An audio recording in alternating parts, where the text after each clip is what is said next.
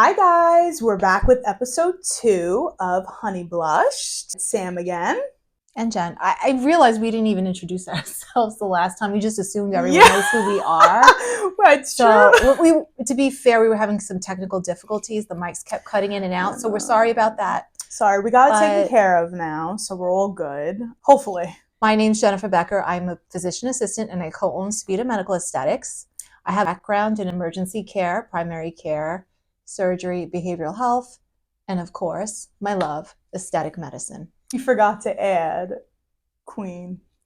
Queen? Yeah. Where's my crown? I just wanted to fix it. I needed it straightened today. Yeah. And I'm Samantha Savarese. I'm the aesthetic coordinator, manager here at Speeda Medical Aesthetics. I've been on this journey with Jen now we just hit our 2-year mark. It feels like longer, but we've been working together for a while. Yes. She's taught me a lot. She brought me on board and we both feel like we've just had the best time together, and I've learned a lot from Jen. I've learned a lot from you. Yeah. A lot.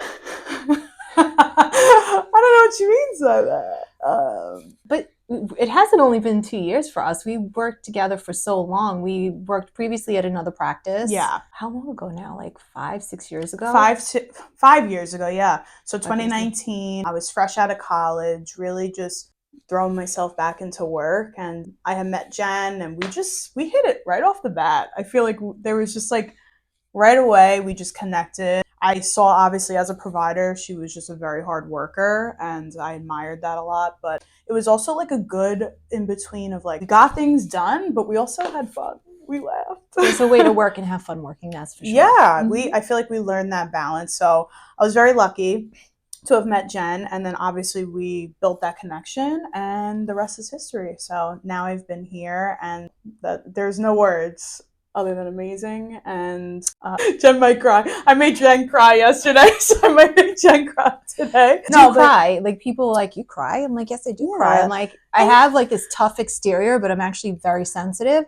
But the tough exterior, it took a while to get. Yeah. I guess it's a defense mecanism, but also that's a story for another day. It's okay to just feel your feels. I never tell someone stop crying, because sometimes you just need it. It was emotional tears. I didn't make her cry because I wanted her to feel bad. Let me preface that I wasn't being mean or anything. That sounds terrible. It sounds like I was being mean and made her cry. It was more of like a happy cry. And sometimes you just got to tell people you love them and you appreciate them a lot. Don't forget, right? Hug your mom. Hug your mom. Tell your injector you love them and appreciate especially that. Your injector. Yeah. Especially. So there's a big difference between the first episode, prequel, whatever we want to call it, to now. Yeah. Because the first episode, I was lucky I got here. And now the second episode, It's like, girl, you got full face makeup on, hair's done. Mm-hmm. So actually, I had new headshots done today, in case you're wondering why I'm all glammed up. This is not the real me. Although... She's gorgeous. She's giving glam. I mean, it is the real you. You enhanced your beauty. Jen's beautiful, and we enhanced her beauty. It is the real you. I'll accept that. Yeah. But yes, we had new headshots today. I've taken on some new projects. That's why the full makeup and the glammed up hair. But as she should. The real me will show up next week. No, you look gorgeous. Jen, first off, I think was a model in a past life because she was slaying. She was slaying my life. Very natural on the camera. The wind was blowing. I was like, okay, girl. We already gave you a stop. But it's true. Okay. She was slaying. So I'm sure you don't see those photos in the next couple of months, right? We'll see. Possibly. We'll see. Yeah, we'll see. To be determined. But yeah, she looks beautiful. And Kristen at Greater Joy is fabulous. So Kristen, we love you. Yeah. And Hannah. And Hannah too. Hannah Scatoro. She is. Thank you. The queen of You're glam. Magical. Yeah, she's fabulous. Both of them are two good souls. That's for sure. And you could follow them on Instagram. Yes. And take a look at their work. Absolutely. So, Sam. Yes. We're just going to rip the Band-Aid off here. Oh, rip it. Go ahead. You want me to go ahead? Yeah, so, here in the aesthetic space, I mean, we're also a wellness space. So, people open up to me about lots of things, including some things that kind of happen to you in your 40s that you don't think will ever happen to you, that unfortunately physiology takes over And people actually are ashamed or embarrassed to talk about it. But the truth is that both men and women go through hormonal changes in their 40s, and it's inevitable. It's truly inevitable. Starting at their 30s to the 40s, men actually do lose testosterone every year naturally. So by the time they get to their 40s or mid 40s, they're feeling fatigue, brain fog, low libido, they're losing muscle mass. Why struggle and suffer when there are ways in which we could help you? We could replace your testosterone, get you feeling better. Of course, you have to be a candidate for treatment, but there are ways that we can actually check your hormones, do a detailed history and physical, and figure out exactly why your testosterone levels are low. That being said, even women, we, as we know, go through menopause. Can we think about that for a second? Menopause.